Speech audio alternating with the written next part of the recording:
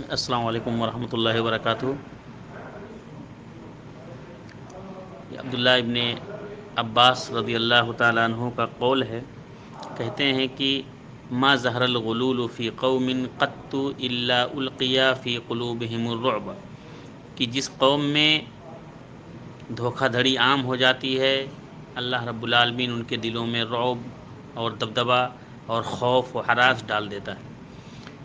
ولا فش الزنا فی قوم قط الا کثر فیہم الموت، اور جس قوم میں زنا عام ہو جاتی ہے اللہ رب العالمین اس قوم میں موت زیادہ کر دیتا ہے، اس قوم میں لوگوں کی موتیں زیادہ ہونے لگتی ہیں۔ ولا نقص قوم المکیال والمیزان الا قطع عنہم الرزق، اور جس قوم میں ناپنے اور تولنے میں کمی کی جانے لگتی ہے اس قوم کے روزیوں کو، ان کی رزق کو اللہ رب العالمین کاٹ دیتا ہے۔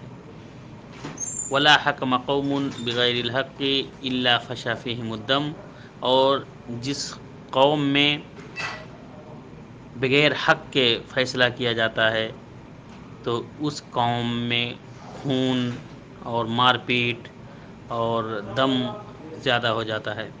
ولا خطر قوم بالعہد الا سلط علیہم العدو، اور جس قوم میں عہد و پیمان کی پامالی ہونے لگتی ہے اللہ رب العالمین ان پر ان کے دشمنوں کو مسلط کر دیتا ہے۔